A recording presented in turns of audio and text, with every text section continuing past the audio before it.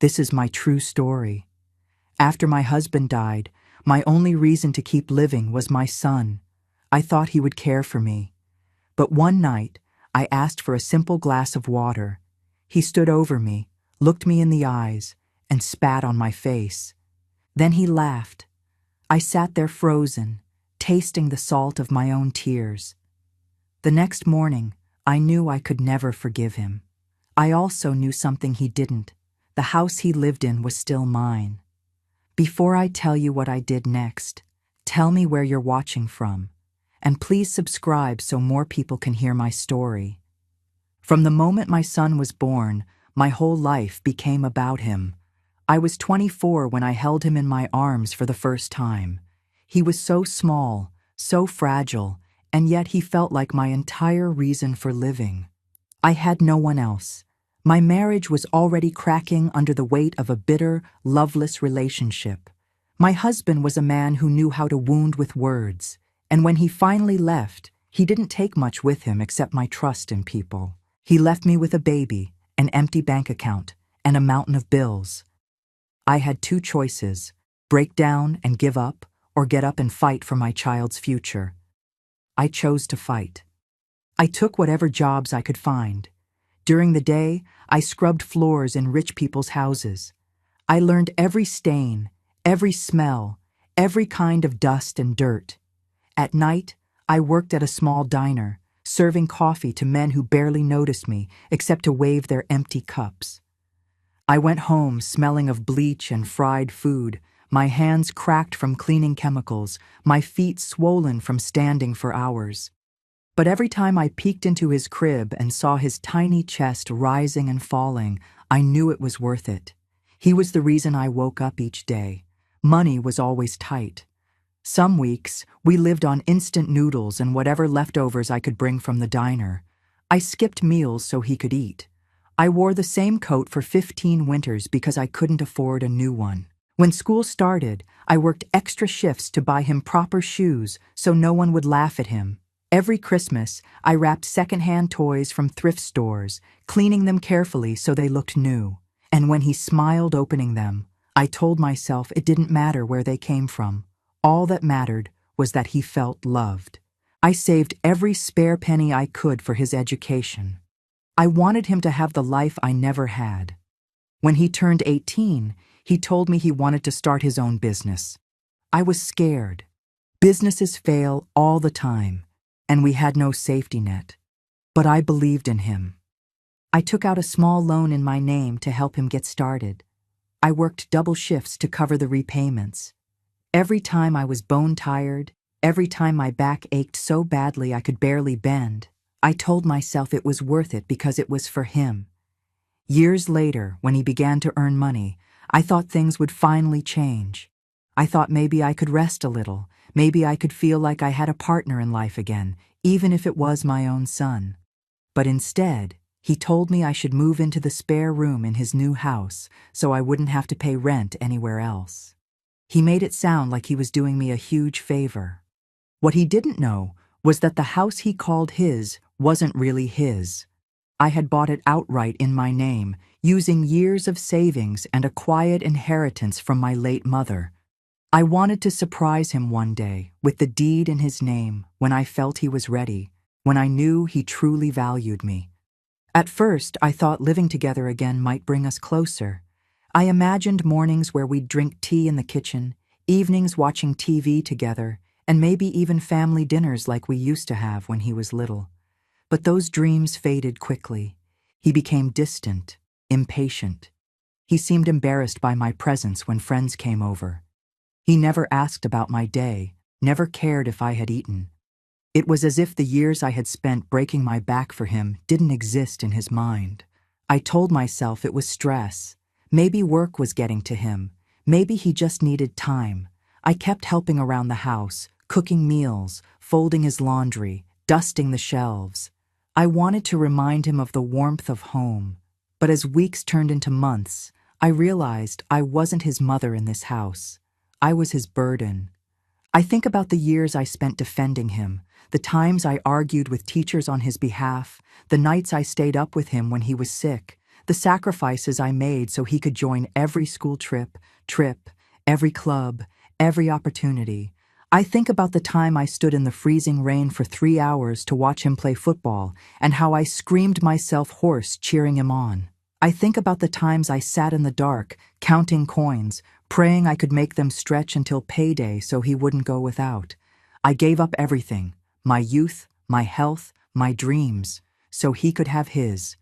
And somewhere along the way, he forgot all of it. Or maybe he didn't forget. Maybe he just didn't care. And that, more than anything, broke me. Still, I tried to keep peace. I bit my tongue when he spoke to me sharply. I stayed in my room when he had visitors, so I wouldn't embarrass him.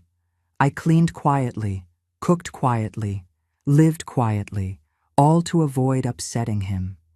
But deep down, I kept hoping there was still a piece of the boy I raised somewhere inside the man he had become. I didn't know then how wrong I was. It started with little things. Things that I told myself didn't matter, even though they stung. At first, he began deciding when I could eat. If dinner was at 7, he wouldn't let me take a plate until everyone else had eaten, saying he didn't want food to run out. Sometimes I would wait so long that the food was cold by the time I got to it. I told myself it was fine, that maybe he was just trying to make sure his guests or his girlfriend had enough first. But deep down, I knew this wasn't kindness. It was control. Then came the TV. I had always enjoyed watching the evening news or old classic films before bed. It was a small comfort, something I looked forward to after a long day of keeping the house clean. But now, he decided when and what I could watch. If he was in the living room, the remote was in his hand, and the shows I liked were boring or a waste of electricity. If I wanted to watch something, I had to wait until he was out.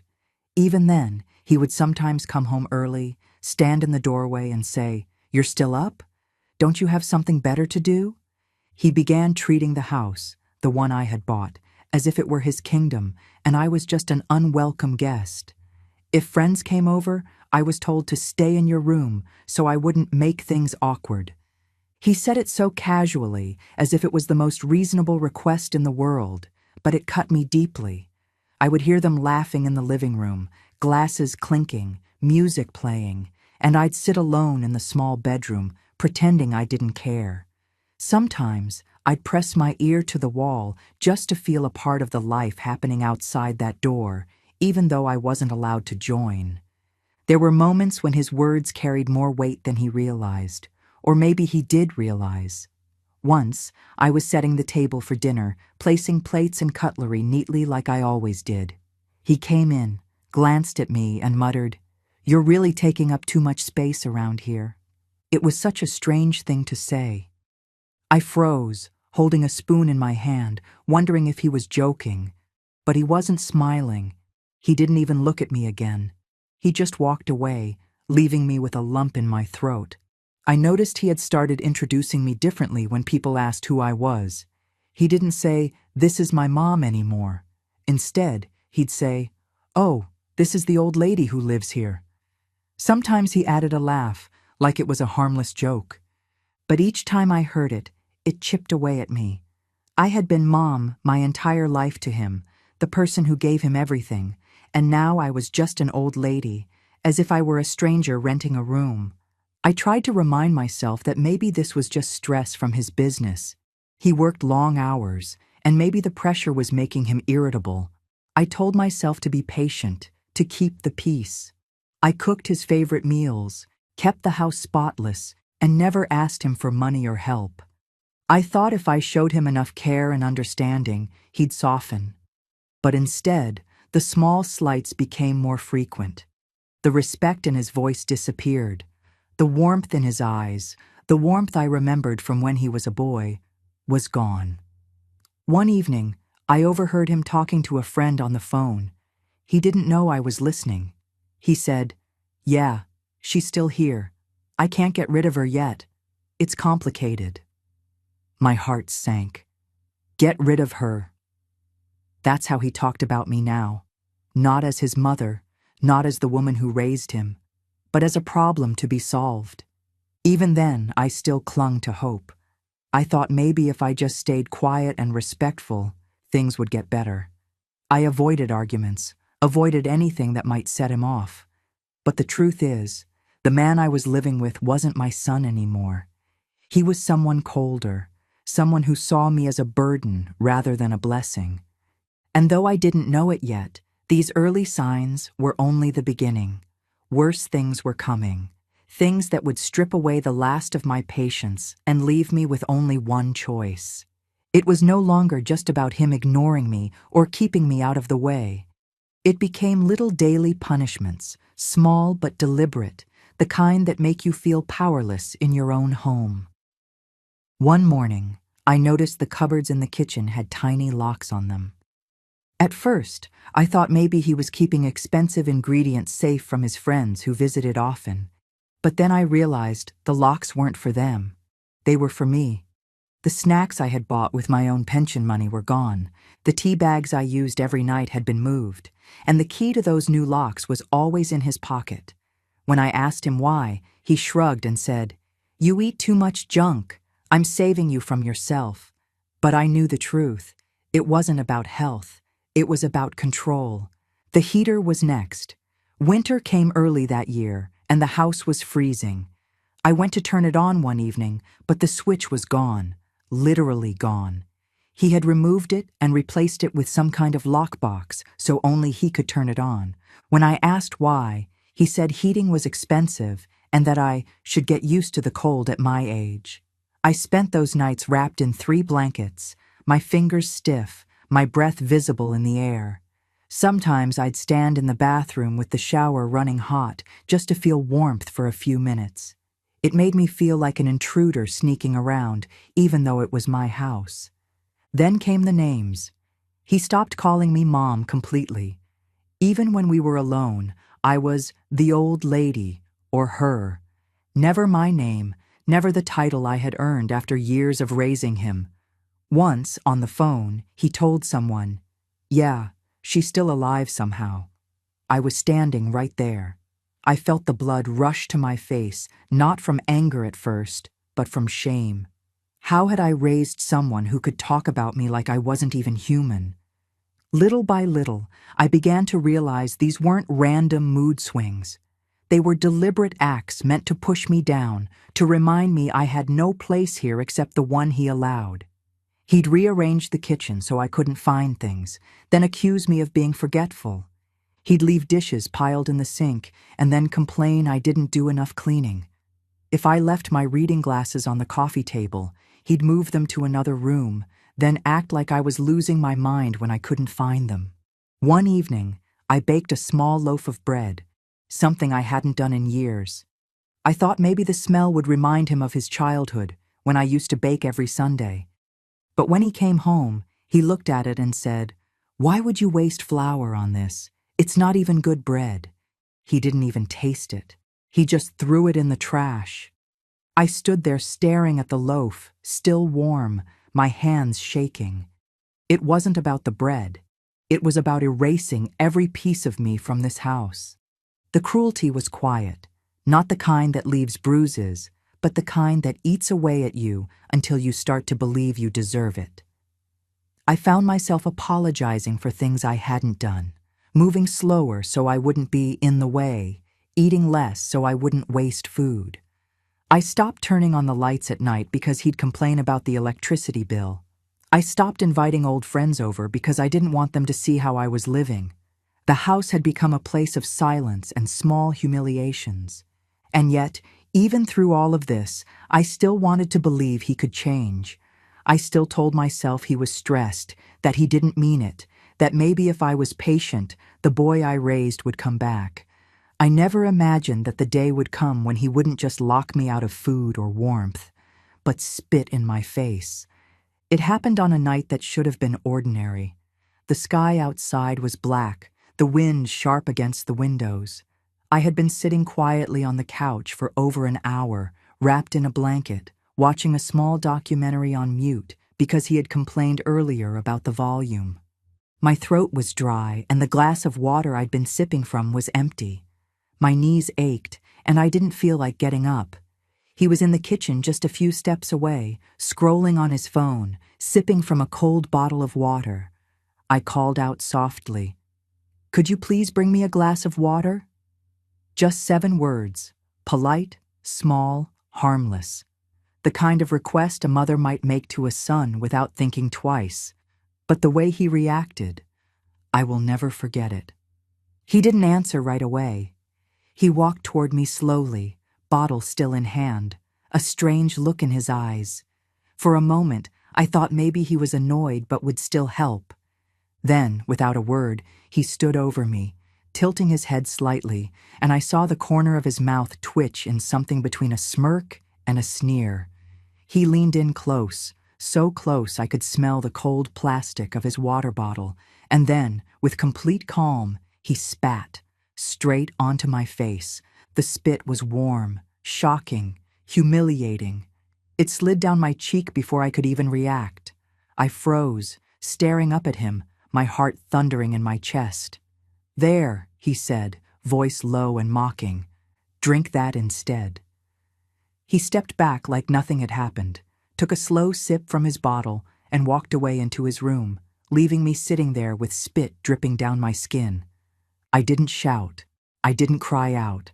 I just sat still, my hands gripping the edge of the blanket, my breath coming in short, uneven bursts. My face burned, not from the spit, but from the heat of humiliation. My own son.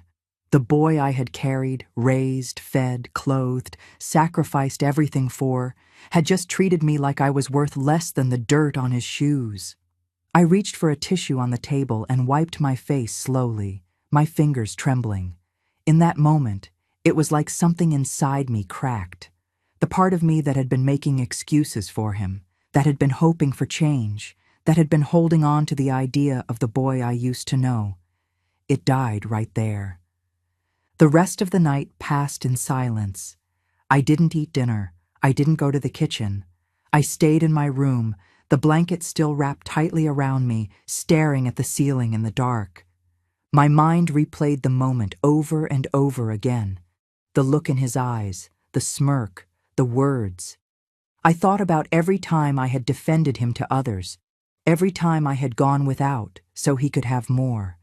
Every time I had believed he would never truly hurt me. And then I thought about something else, something he had forgotten. That house, his precious house, the place he strutted around like a king, wasn't his. Not legally. The deed was still in my name.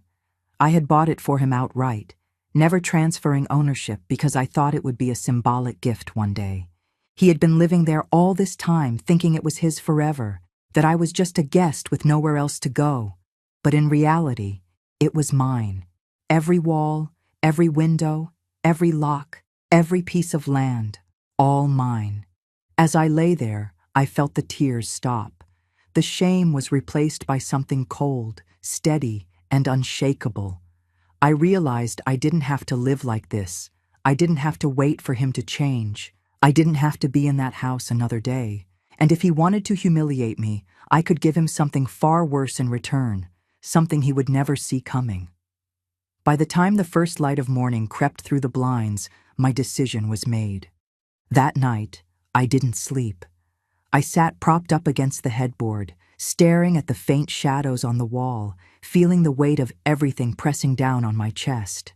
My room felt smaller than ever, as if the walls were leaning in, trying to crush me. I could still feel the heat of his spit on my skin, even though I had wiped it away hours ago. It wasn't the physical act that haunted me most. It was the meaning behind it. Spitting in someone's face is the purest form of disrespect. It says you are nothing, you don't deserve even basic decency. And it came from my own son. I forced myself to eat a little, not because I was hungry, but because I didn't want him to see me weak in the morning. I sat at the small desk in my room, eating bread in tiny bites, my tears falling into the crumbs. Every bite felt like swallowing glass. My hands shook when I reached for my tea, but I told myself over and over, "Don't let him see you broken." I could hear him in the other room, laughing on the phone. His voice carried through the thin walls. At one point, I heard him say, Yeah, I had to put her in her place tonight. She thinks she can just order me around." Then he laughed, that same sharp, careless laugh I'd heard when he walked away from me earlier. My grip tightened around my cup until I thought it might shatter. I sat there in the dim light, my eyes fixed on the table. And slowly, the humiliation began to change. It was no longer just shame. It was no longer just pain. It was something colder, something sharper. I began to realize that I had been allowing him to treat me this way because I believed I had no power. But that wasn't true. I had more power than he could ever imagine. He just didn't know it. I thought about the papers in my dresser drawer, the property deed, my name printed in bold letters, the legal proof that every brick in that house belonged to me. I had never mentioned it to him, never hinted that his security was an illusion. I wanted him to feel safe, to feel provided for. But now, that silence was my greatest weapon. I pictured the look on his face when he'd come home and find strangers moving their furniture into his house. I pictured him calling me, demanding an explanation, and getting nothing but a cold silence. I imagined him standing in the street with nowhere to go, realizing he had destroyed the only person who had ever truly been on his side. The more I thought about it, the more my breathing slowed, the more my tears dried. I stopped shaking. I sat up straighter. The humiliation he had given me would not be the final word. I would not be the old woman sitting alone in a locked, cold house while he laughed at my expense. I would be the one writing the ending to this story. When I finally stood from the desk, it was almost morning. The faint blue light of dawn was spilling through the window, brushing against the worn edges of the curtains. I looked around my small, bare room, the room I had kept so neat, so quiet, so unobtrusive, and I realized I wouldn't be here much longer. Soon, this house would not be his refuge. It would be his loss. I made a silent promise to myself as I pulled the deed from the drawer and placed it in my bag. He will never drink water in my house again. He thought he owned this house. He walked through the halls like a king, tossing his jacket on the couch, leaving his shoes wherever he wanted, speaking to me like I was some tenant lucky to be allowed here.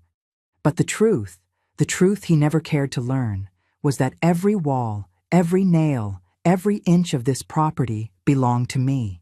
It wasn't his name on the paperwork. It wasn't his name on the tax forms.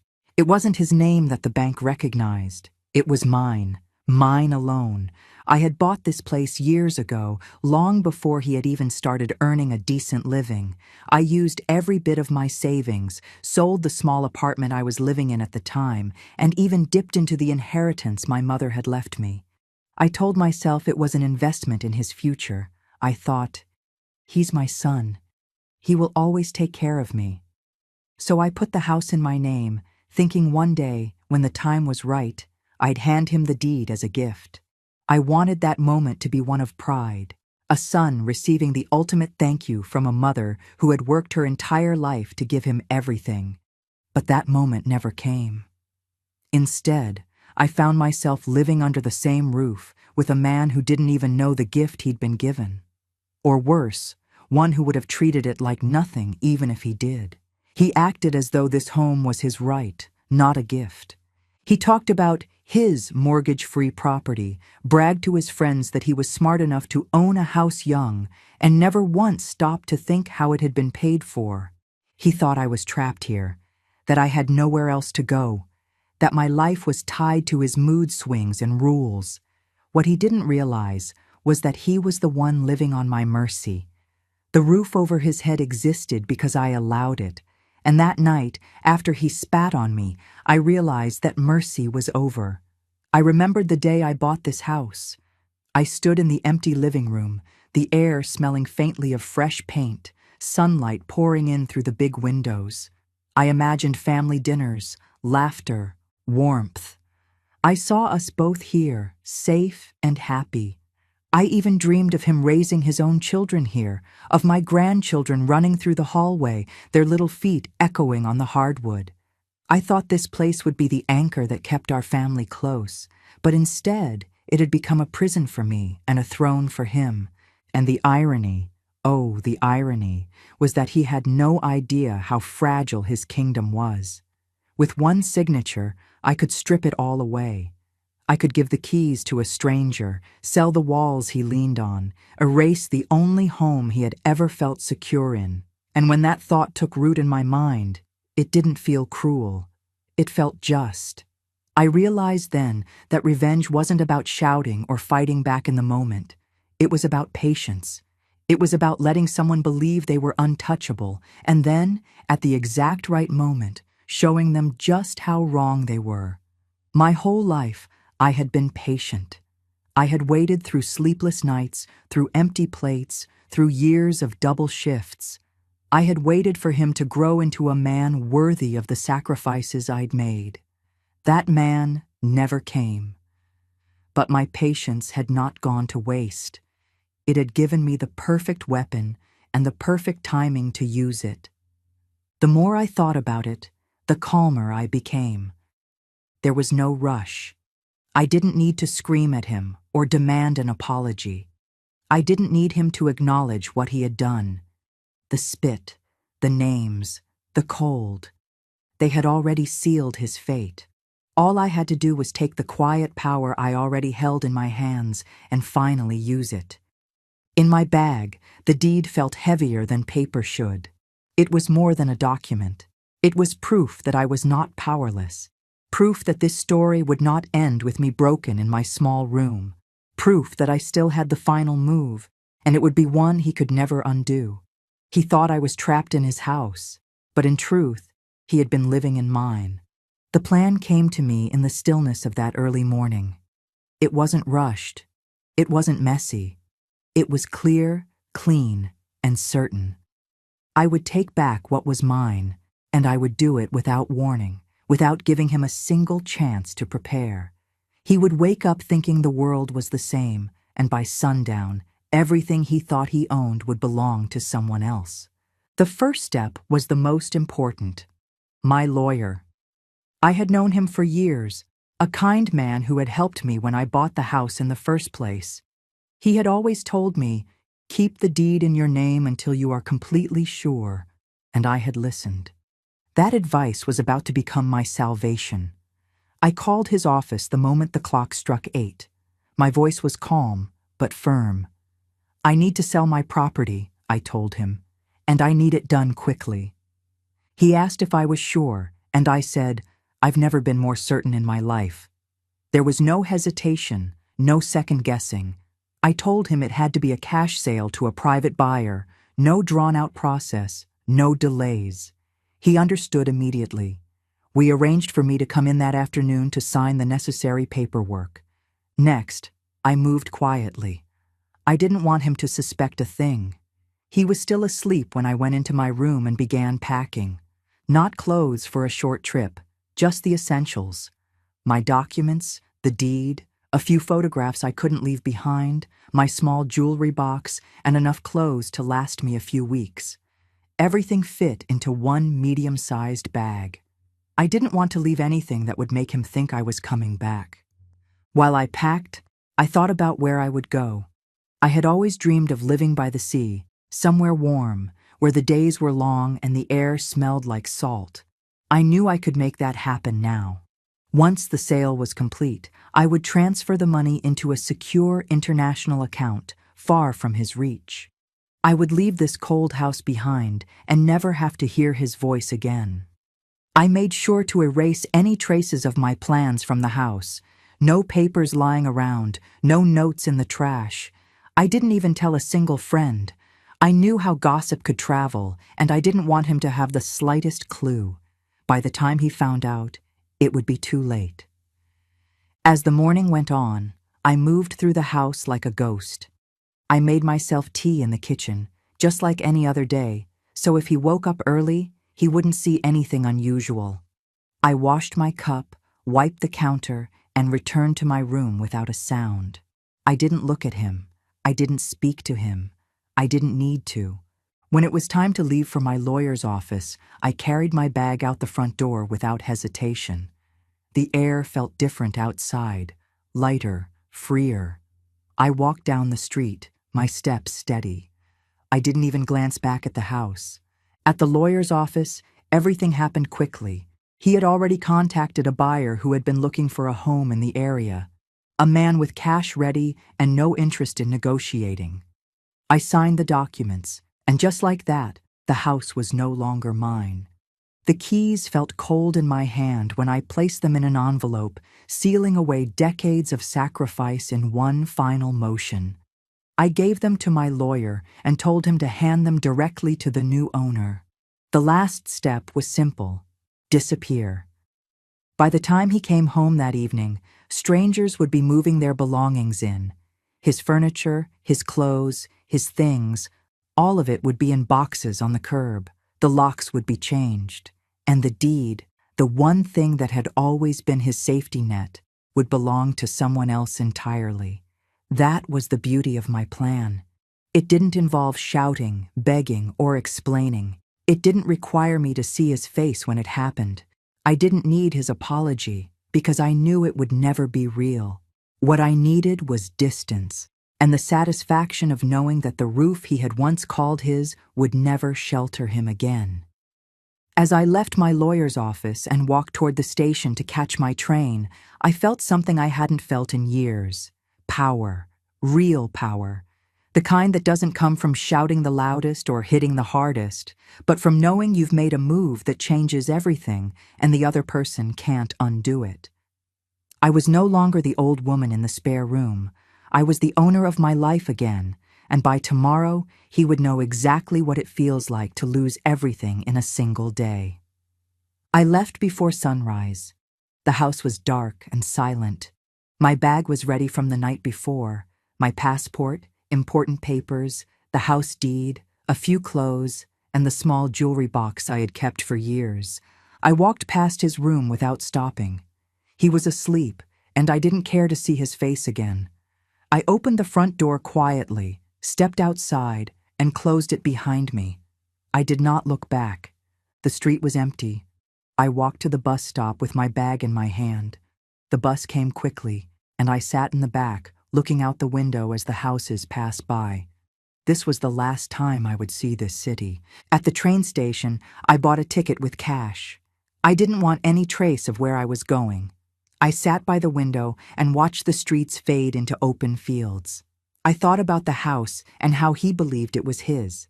By the end of the day, it would belong to someone else. When I arrived in the city center, I went straight to my lawyer's office. He had everything ready. The buyer was already found, a man paying in cash. We went over the papers. I signed where I needed to sign. The house was no longer mine. The money went into an account only I could access. I handed over the keys. They felt heavy, but I felt nothing letting them go. Those keys had opened doors to both good and bad years. Now they were just metal. The buyer took them without asking questions. That was what I wanted. No questions, no explanations. By the time my son woke up, I was already gone. By the time he returned home, strangers would be moving in. The locks would be changed. He would have no claim and no way to stop it. After leaving my lawyer's office, I went to a cafe. I paid in cash and kept my phone off. I had already booked a small room near the station under my maiden name. No one could find me unless I wanted them to. I stayed in that room for the rest of the day, waiting for my evening train to the airport. I imagined his face when he saw the truth: his home gone, his control gone, his life turned upside down. I didn't need to see it in person. The thought was enough. That night, I left for good. A train to the airport, then a flight to a seaside town far away. I would have new mornings, new air, and no one to spit on my face again. He came home in the late afternoon. By then, the new owners were already inside. A moving truck was parked in the driveway. Strangers were carrying furniture through the front door. His key no longer worked. He kept trying to fit it into the lock, shaking the handle, but the door would not open. One of the movers told him, "The new owner is inside." Confused and angry, he started calling my phone. I didn't answer. He called again and again. The screen filled with his name, but I kept it silent. After a while, he left a voice message. His tone was loud, demanding, almost shouting. He wanted to know where I was, what was happening, and why there were strangers in his house. A few minutes later, my lawyer called him. He explained the truth in simple words. The house had never been in his name, I had sold it, and the new owners had legal possession. He told him he had no rights to stay there and needed to leave immediately. My son didn't believe it at first, but the papers were clear. The buyer had the deed. His name was nowhere on it. He tried calling me again, this time with a different tone, softer, almost pleading. I still didn't answer. I wasn't going to explain anything. I wasn't going to give him a chance to insult me or twist the story. My silence was my reply. By evening, his belongings were being carried out to the curb. Bags, boxes, clothes, all piled together. Some of the movers said he looked pale, like he didn't know what to do next. A neighbor saw him sitting on the front step, staring at the street, his phone in his hand. But I was already gone. That night, he sent one final message. It was short. "Where are you?" I didn't open it. I deleted it without reading the rest. While he sat outside a house he no longer owned, I was already in another city, my ticket for the flight in my bag, my new life waiting for me. There was nothing left to tie me to that street, that house, or to him. He had spat on me when I asked for water. Now, he couldn't even step into a kitchen under that roof again. I landed in my new country just after sunrise. The air smelled of salt from the sea. The sky was wide and bright, and the streets were lined with small shops painted in soft colors. I took a taxi to a small seaside town I had chosen from a map weeks earlier. My new home was a modest apartment on the second floor of a building near the harbor. From the balcony, I could see fishing boats coming in with the morning catch. The first thing I did was open all the windows. The breeze filled the rooms, carrying the sound of gulls and the smell of fresh bread from the bakery across the street. I unpacked my bag slowly. My passport went into the drawer. The photo of my mother went on the bedside table. The jewelry box stayed on the shelf, unopened. This place felt safe, and that was enough. I walked to the market in the afternoon. People smiled as they passed, and no one looked at me like I was in the way. I bought fresh vegetables, a loaf of warm bread, and a small piece of cheese. I carried them home in a cloth bag and made myself a simple meal. I ate on the balcony, watching the sun reflect off the water. For the first time in years, I ate without feeling watched or judged. Every day after that, I built a new routine. Mornings at the market, afternoons reading in the sun or walking by the water, evenings cooking simple dinners for myself. I learned the names of the fishermen and the shop owners. I smiled more. My body felt lighter, my steps easier. The cold and locked cupboards were gone. The silence I had now was peaceful, not tense. Sometimes I thought about him, the son I had once loved with all my heart. I wondered if he had found a place to stay. I wondered if he had told anyone the truth, or if he had made up a different story. But those thoughts never stayed long. I had closed that door, just like I had closed the door to that house. One evening, as I watched the sunset turn the sky orange and gold, I whispered to myself, "He spat on me when I asked for water. I made sure he would never drink in my house again." The words didn't feel bitter, they felt final. I had not just left him behind, I had left behind years of being small, silent, and pushed aside. I had taken back my life, my peace, and my dignity. And here, in this quiet town by the sea, I was free.